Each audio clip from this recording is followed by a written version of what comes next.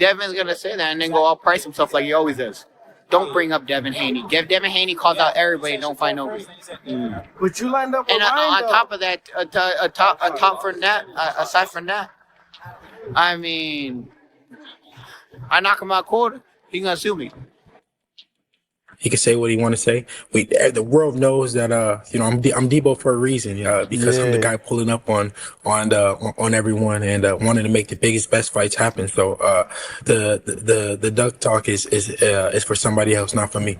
Dev has been putting in work. 3-division world champion, undisputed, traveled over to freaking Australia. You know, not once but twice. Took short money too for that. Rolando Romero exploded when news broke about his signed fight with Devin Haney, unleashing a torrent of aggressive statements. Romero declared that while Haney runs his mouth constantly, once they're locked inside the squared circle, he'll deliver a devastating knockout blow, and sarcastically predicted Haney might resort to legal action afterward. Makes sense for you? Is it something that you like? Can we put a 4x4 ring? An 18 by 18 ring? 18 by 18, a 4x4, bro. But does it sound, I don't know, are you willing to entertain it a little bit more now, given that he did win and you're in a position now also as well as you're the A side? Romero savagely attacked Devin Haney's professional record during his tirade, asserting that boxing's most impressive victories belong to other fighters and insisting Haney still hasn't secured a genuinely spectacular triumph. Devin Haney has the best wins in boxing. He has that win in Mexico that they raised up the opponent's hand. He has that win against Ryan Garcia. And then he also has his win against Jose Ramirez where he didn't throw a single punch. So yeah, Devin Haney has these incredible wins, that just defy. Following the contract agreement, Romero unleashed his fury across social media with a venomous post on X declaring the situation was beyond discussion and he was officially committed with a major deal secured. He branded the entire Haney family as weak and dishonest, vowing to destroy them permanently in a clear shot aimed directly at Devin Haney. Devin Haney responded by explaining that Romero had actively pursued this confrontation and emphasized his commitment to creating the most compelling matchup possible, expressing his readiness to battle any opponent once contracts were finalized. Now, I've had criticism of you the way you fought in the second half of fights when you've been up on the cards, but one thing no one can say about you is that you duck anybody. You're clearly willing to fight the best. How do you feel like... I know just personally we all experience in our lives. If someone says something about us and we feel like, well, they have a point of view that may be valid or invalid, but if someone says something about us and we feel like they're just lying on us, that's a different feeling. When he said Ducky, what category of criticism did that fall in your own mind? I just took it with a grain of salt. I think that he just trying to, sell the fight, which rightfully so. We haven't really heard from Rolly, since the Ryan Garcia fight. So, I didn't take it personal. He can say what he want to say. The world knows that, I'm Debo for a reason, because I'm the guy pulling up on everyone and wanting to make the biggest, best fights happen. So, the duck talk is for somebody else, not for me. Bill Haney officially validated the upcoming bout by posting about his recent conversation with Luis de Cubas, telling Romero the decision now rested with him for a May 30th showdown with Debo approaching.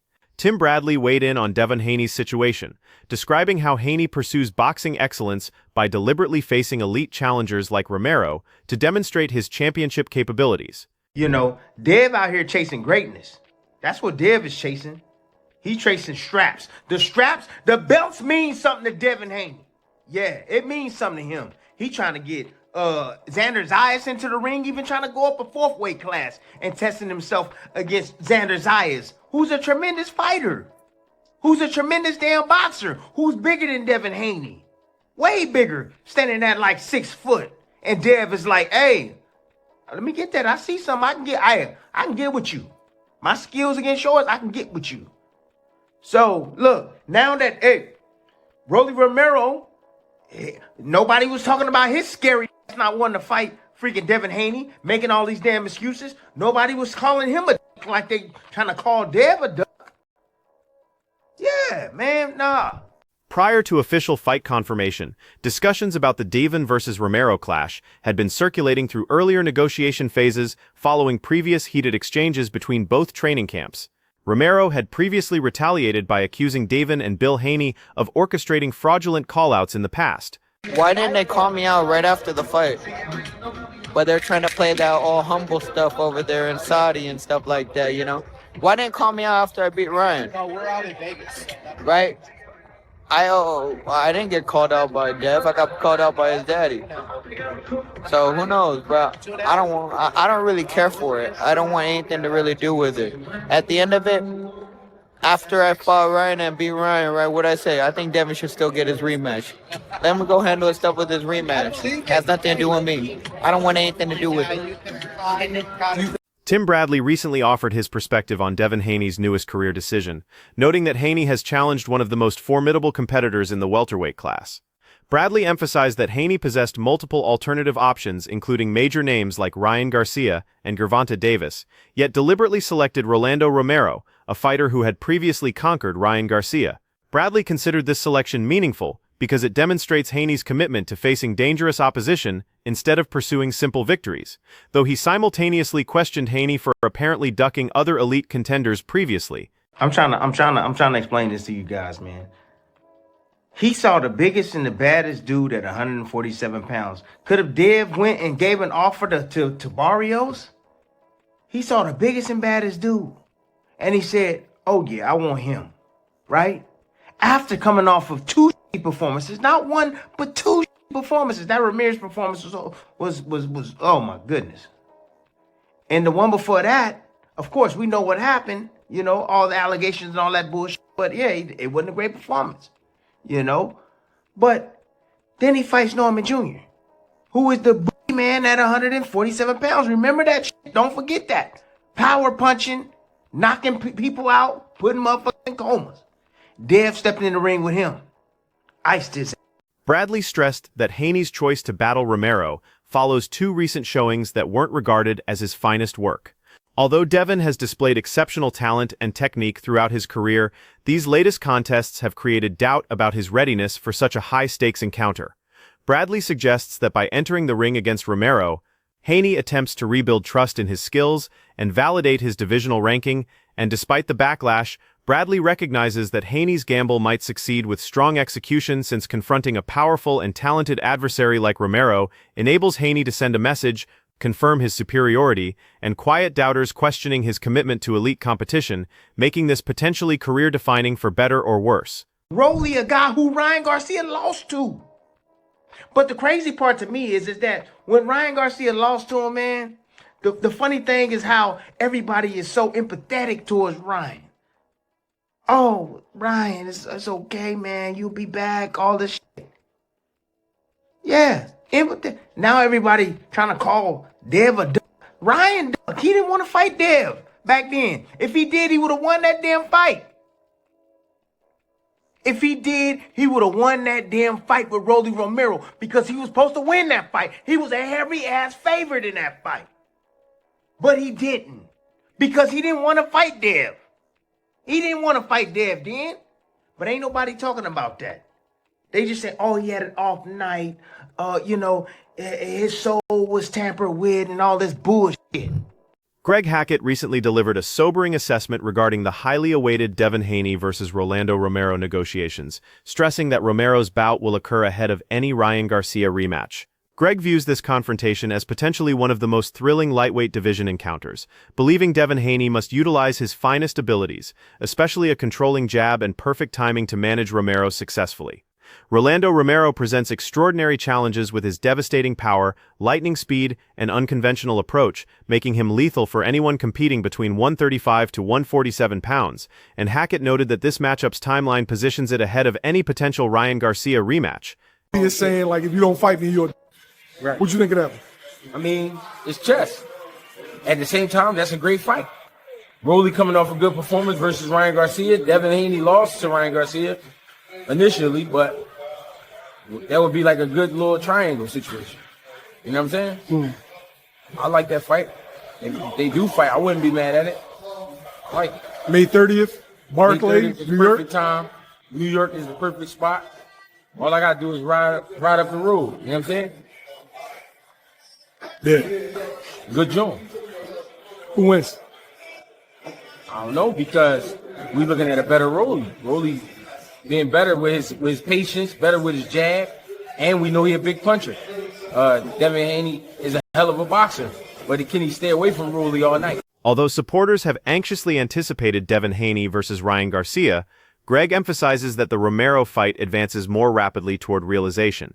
Haney possesses technical skills and mental discipline, but Romero's relentless aggression and knockout ability demand thorough preparation, and Greg's analysis underscores this fight's strategic significance for Haney's future, since maintaining his standing and advancing through rankings requires approaching Romero with concentration, precision, and self-assurance in a bout that could shape both fighters' next career phases, with Romero desperate to prove himself. What does Devin Haney need to do in a fight like Rogan? He's a big puncher. He's an athletic kid.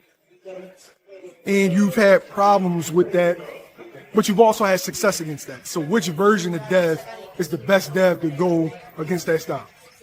Just coming out there with a dominant jab, offsetting his timing with your movement, the feints, and being confident in your shots. Don't try to do too much, but at the same time, you gonna have to put something on Rolly a little bit, because Rolly only respect power. You know what I'm saying? I ain't saying Dev don't have the power, but you're gonna have to make him feel it. You know what I'm saying? So no sharp, feathery shit? No, you got to whoop his ass. You got to whoop Rolly ass, because that's the only thing he respect. Rolly only look bad when he getting his ass kicked. He only respect violence? Yeah, that's it. Rolly one of them. Boxing experts have analyzed Devin Haney's choice to bypass a Ryan Garcia fight for Rolando Romero, recognizing the decision appears motivated by tactical and financial considerations. Observers note that Haney pursues the superior financial reward, selecting a contest that offers high stakes plus an opportunity to establish divisional dominance, and while supporters anticipated a Garcia showdown, Haney's team determined Romero represented the more immediate and profitable challenge, providing a platform to cement his reputation while generating substantial interest. How do you market that? And Devin has commanded these purses from his bigger fights. He's probably not going to look to backtrack, even though he's stepping down to an unknown name in Lewis Crocker. So that fight logistically probably doesn't make sense. So what else is left? I guess Rolly, For me, I've already told y'all what I feel. The number one fight that should be happening for Devin is this part right here. Ryan Garcia part 2. I don't know how we've gotten to the point where, and I understand Rolly's a champion, but I don't understand how we got to the point of Rolly being the target. It don't really make sense. Specialists highlight that Haney's selection reveals sophisticated career management, as he prioritizes bouts that maximize monetary returns and boxing prestige. Experts stress that although some criticize him for avoiding Garcia, this represents a calculated gamble, since confronting Romero allows Haney to establish his dominance and leverage his accumulated momentum, ensuring the fight becomes essential viewing for audiences and media. Devin was on DAZN literally days ago talking about Ryan has a great backstory. There's bad blood there, and the timing is good. It'll be the biggest fight in boxing. So how do we go from that to days later, you're talking about Rolly, the ball's in your court? Y'all let me know in the comment section. I don't think the Rolly fight is quote unquote bad or horrible. It's a watchable fight. Rolly is an entertainer. He has power. So people would probably tune in for that dynamic. But to kind of take Devin's career to another level, this needs to be re-examined and rectified. Ryan, look, he looked softer and stuff like that. He looked like in his last fight, he truly trained a bit harder. He looked to be in better. Max Kellerman recently addressed criticism surrounding Devin Haney's showing against Ryan Garcia, recognizing that numerous fans and commentators questioned Haney's tactics and outcome in that encounter. Kellerman observed that the loss generated discussions about Haney's reliability and capacity to manage pressure against championship-level opponents. Yet despite negative responses, Haney replied with confidence and wisdom, clarifying that a single fight cannot determine his complete career or potential.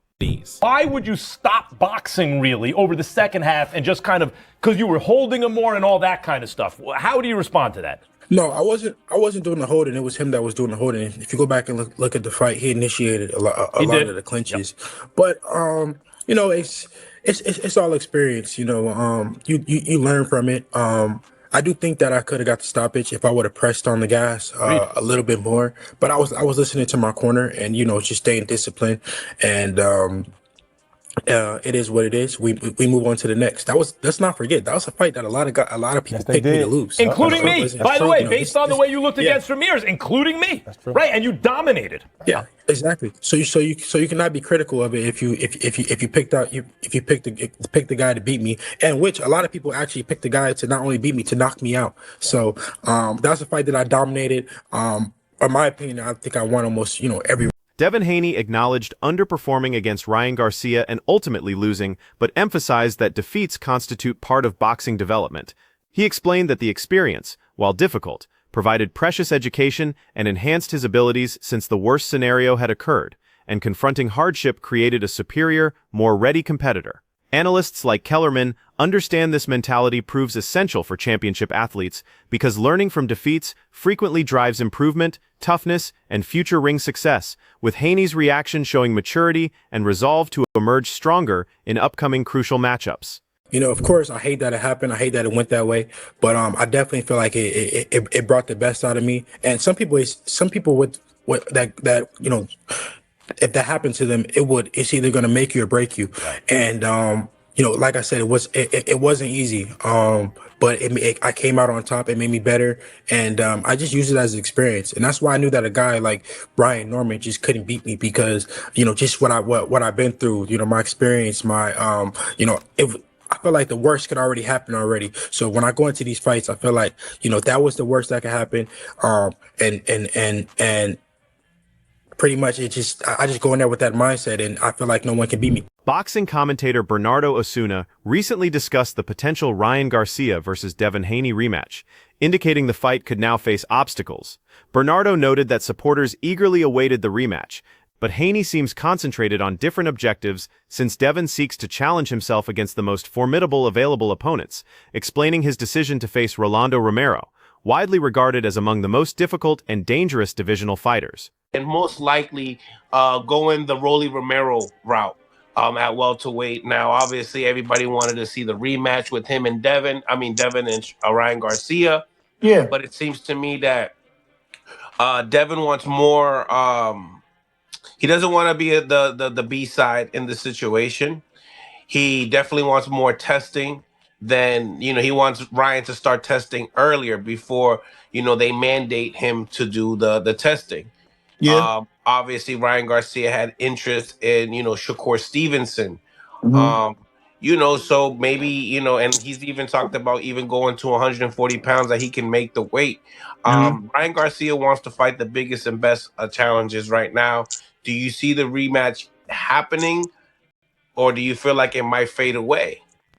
Bernardo praised Haney's desire to test his abilities against premier competition, as it shows ambition and growth-seeking behavior, while simultaneously cautioning that Haney shouldn't avoid the major fights supporters expect. He argued that pursuing the most challenging opponents can enhance a fighter's skills and legacy, but balancing career strategy with fan expectations remains crucial, reflecting the conflict between personal goals and anticipated marquee matchup excitement. These fighters have to be more. If you know, where there's a will, there's a way. You know, that's the age-old sentence. Where there's a will, there's a way. So I'm pushing it to Ryan Garcia again. We need you to do the testing, bro. You're doing a lot of talking. You're disrespecting me after you wronged me. You know, you're doing a lot of talking. You're doing a lot of disrespectful things after the fact. Okay, so that's a violation. So if you say that everything that you're doing, you have a lot of redeeming to do as well. So go through the process of testing like we need you, because, you know, obviously, you know, you have a problem. If you don't want to do the advanced testing, then that's a cop-out. That concludes today's coverage. Keep watching for our next update.